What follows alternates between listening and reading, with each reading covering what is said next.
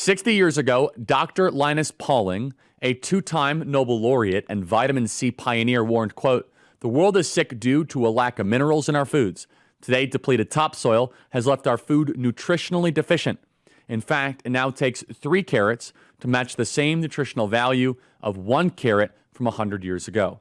Most foods and supplements provide only 12 essential minerals, but the body needs at least 60 for optimal health. That's why vitamins alone aren't enough.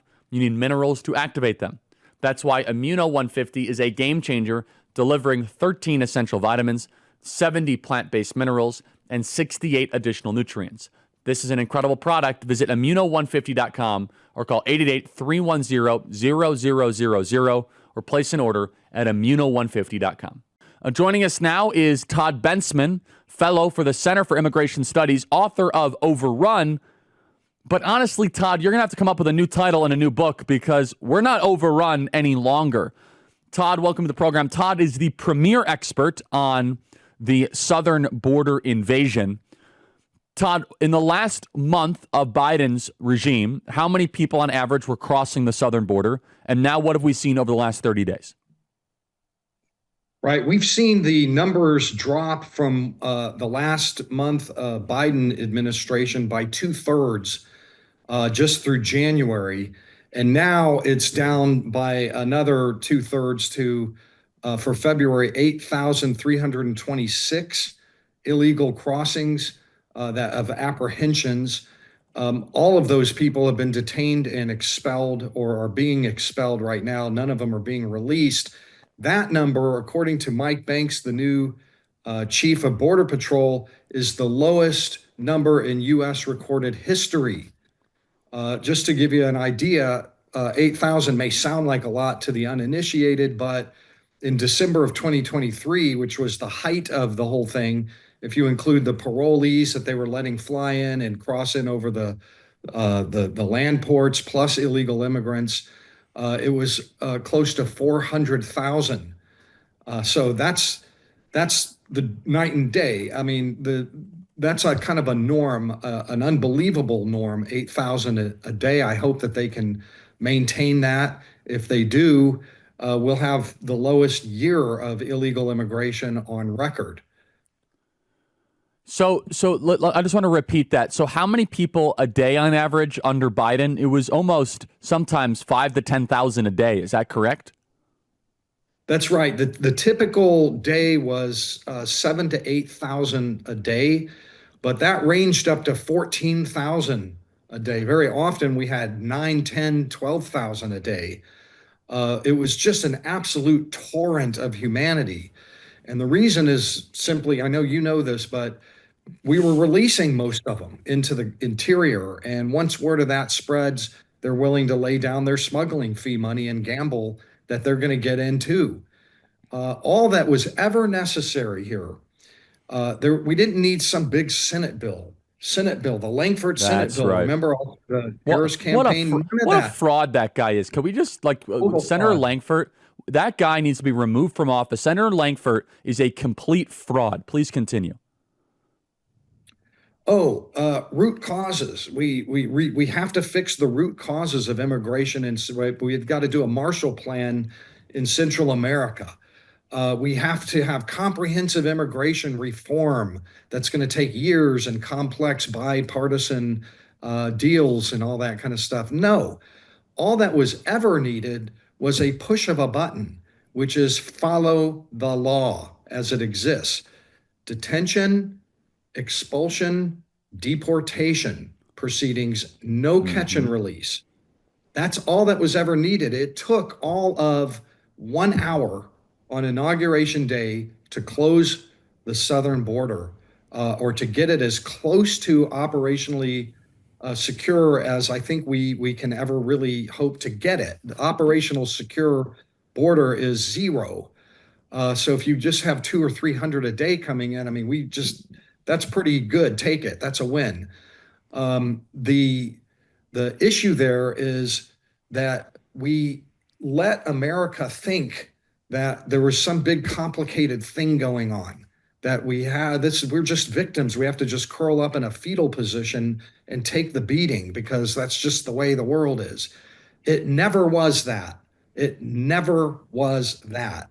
All that was ever needed was detention, deportation, expulsion, no catch and release, period. End of story. It's over. Now, having said that, um, and probably at the cost of my book sales, whatever it is, the truth, that we can't let off the gas because Trump, the policies that he's put in place, those policies which are in line with the law requires those things, have to be maintained rigorously. You can't make exceptions. It has to be evenly applied, border length or the duration, or they will reverse. It will come back. But right now you're seeing reverse migration. You're seeing in the Darien Gap, which I visited in August, there are thousands of people all around me moving toward moving north in the transition period when Biden was still in office.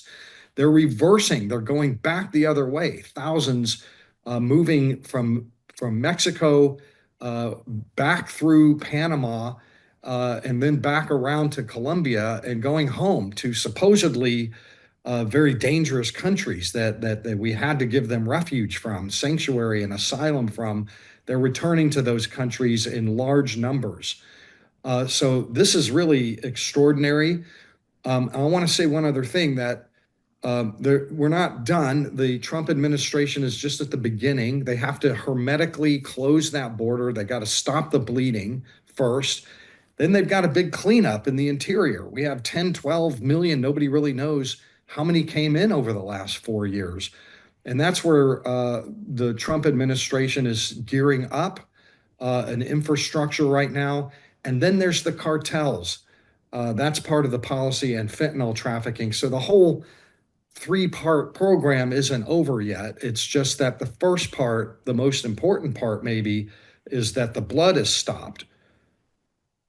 So Todd, I just want to repeat those numbers: 277 a day, and all of which are being returned to their country of origin. They're not being released into the interior. No. One thing that is striking to me before we dive more into the cleanup is that how prepared President Trump's team was for that. You say that it's the lowest ever recorded, but that means that President Trump is even beating his records from the first Trump term. What did the Trump team learn, especially during those 4 years off, so that day one they were so prepared, where in the first term they were still figuring this out? Right. This is definitely lower than even the first term. The big change was to bring the Mexican military on board. They used that 25% trade tariff cudgel sledgehammer. If you don't put out down there in Mexico, we're gonna put your economy in recession inside of a month or two with these trade tariffs. So they put out 10,000 troops that are turning anybody that they catch back down into southern Mexico and even doing their own deportations from southern Mexico to home countries.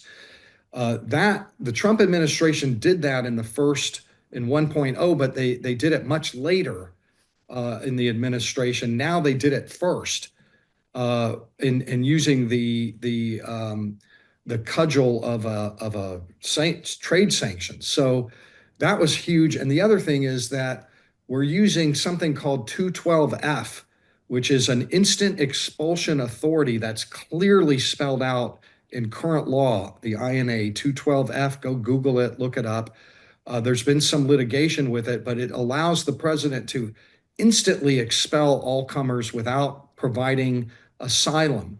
Now, they expected there'd be some litigation, so they put in behind it remain in Mexico, which also allows quick expulsions. You can claim asylum, but you have to wait in Mexico. You don't get released. That's the big thing. That has been vetted all the way to the Supreme Court from Trump 1.0. So that's ready to go too. They've got multi-layered architecture in there. They put far more military personnel down there for spotting, to be able to fill gaps and to hold, to be in places where Border Patrol isn't, and that's making an impact. But another big impact is the fact that since they're not releasing everybody that comes to the border, they don't need Border Patrol to process them in.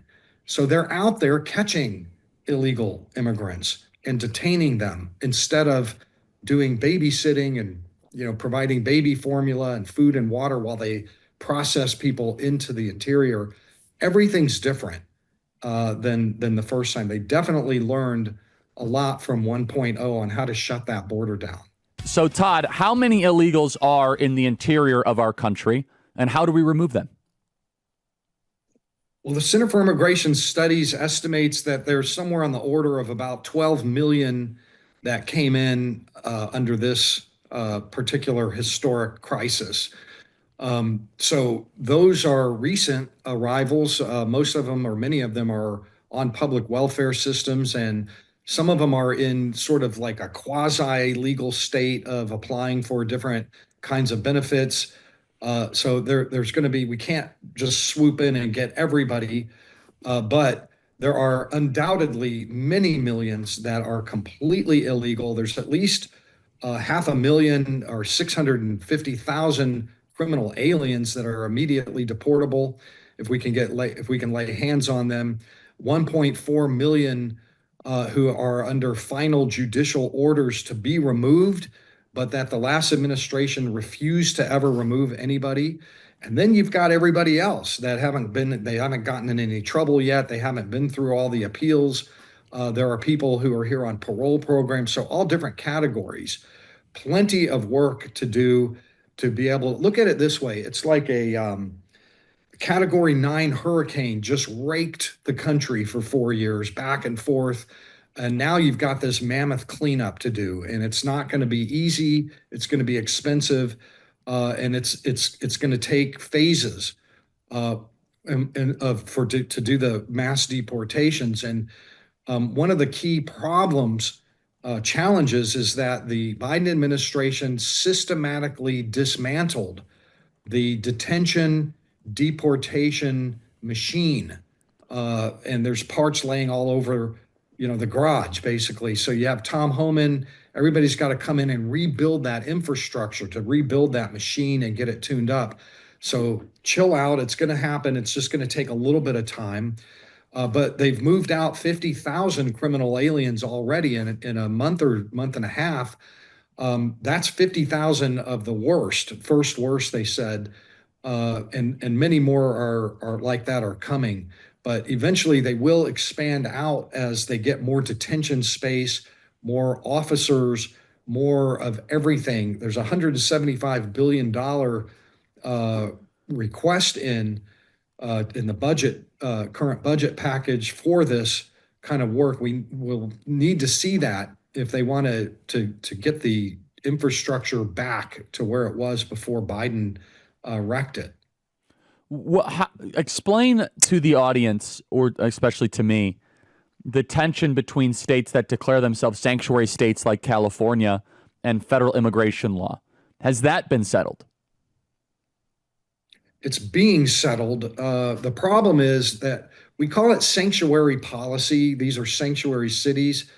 I don't really like that term. The term sort of papers over what it's really at root about. At root, what sanctuary policy is about is that local police chiefs, sheriffs, prison officials won't simply call ICE, pick up the phone and call ICE and let them know when a criminal alien is about to be released, so that ICE can be right there to pick them up and they don't enjoy one moment of freedom. And then we deport them. They won't do that simple thing. Well, that is mostly the category of immigrants that you're talking about there are criminals. Why any mayor or police chief or sheriff anywhere in the world would be down with that to inflict those kinds of illegal aliens on their own people, I'll never understand as long as I live, but they're doing that. That makes ICE officers have to go track them down at their homes or in their workplaces or whatever, and it's an officer safety issue. It's not easy to catch them. You're going to find all kinds of other illegal aliens around them that aren't criminals that have to be swept up as well. It's not efficient and it's not safe. And I think what the Trump administration is endeavoring to do is to withdraw federal funding from sanctuary jurisdictions until they play ball. And why wouldn't you want to play ball on something like that? Why wouldn't you? So, Todd, your next book is going to be called Once Overrun, Now Liberated. That should be the new title. Thank you, Todd. Excellent work. Come back anytime. Thank you. Thank you.